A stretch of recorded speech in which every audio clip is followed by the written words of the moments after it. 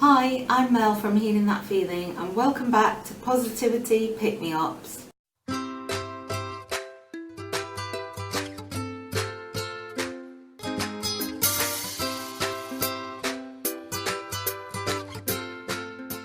In this video, I'll be sharing with you 3 tips about using visualizations, my top method for creating positivity. But before I give you the tips, I just want to dispel any myths or preconceptions that you may have about using visualizations. Firstly, they're not as weird or as out there as you might think. Every major athlete in the world uses visualizations. You may have noticed the tennis player or the golfer that hesitates before they line up their shot.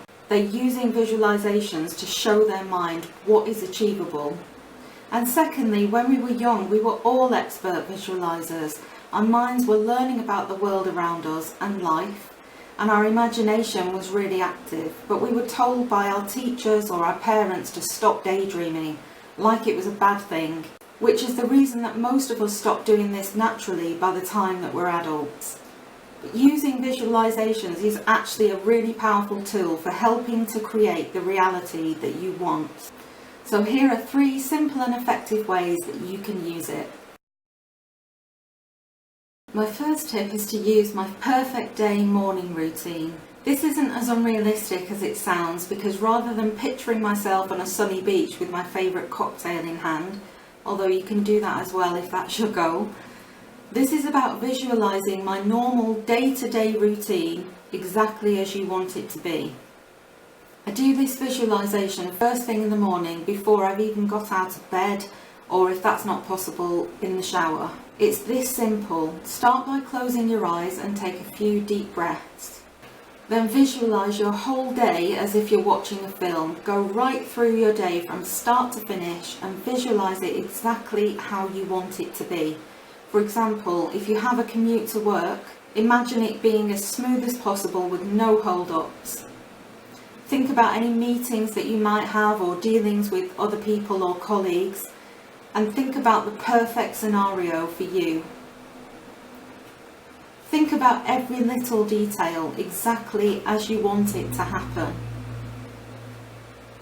Try this for a few days and I promise you will start to see some definite benefits and a lot more positivity during your day. My second tip is to use visualizations to get some clarity about your goals.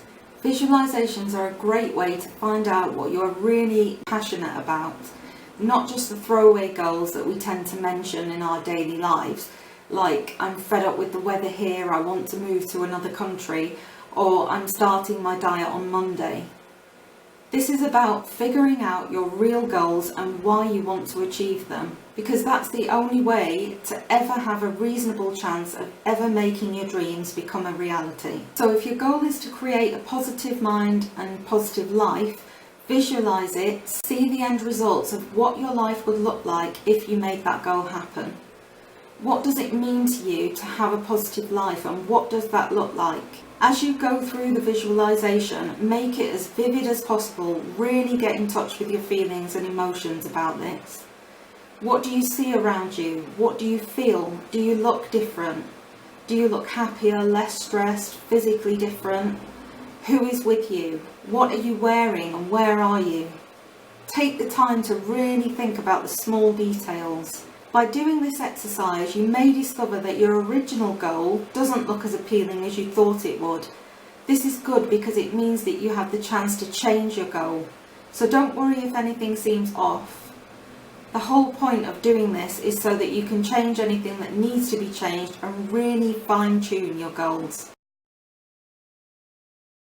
If you like what you see and want to learn more, have a look at my new e-course where I'll guide you step by step to using positive affirmations remastered in a specific way to get results. Click on the link below this video to see exactly what's included in the course, and you'll also get to see some amazing testimonials from some of the people that have already taken the course.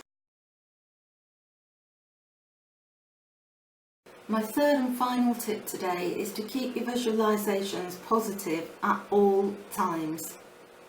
When I was doing some NLP training a few years ago, I read an article that told me not to think about a blue elephant. But of course, as soon as I read the words blue elephant, I couldn't help myself. I instantly imagined a blue elephant, which is exactly the point that they were trying to make. Our minds think about what we're focusing on, either in a good way or a bad way. So when it comes to visualizations, it's important to focus on the things that you do want to attract into your life, rather than the things that you don't want. This is where most people go wrong with negative thinking and positive thinking, and why it's so easy to become more and more negative. If you have something negative in your life that you desperately want to change, for example, you really hate your job, before you start visualizing, you'll need to think about why. Why do you hate your job, and what do you want to change? Once you have your why, you can then turn your negative thought, I hate my job, into a positive affirmation. I'm ready to work with a new colleague and a boss that appreciates me. This affirmation could then be used in your visualization exercises to help you to focus on finding a new job. You'd visualize yourself in a new working environment with positive colleagues around you and a boss that appreciates you. Or you can even use visualizations to reframe how you think about your job. For example, if you don't get along with a couple of colleagues but you don't want to leave your job, you could visualize with the following affirmation: feeling grateful for my job and accepting positivity in all of my work relationships.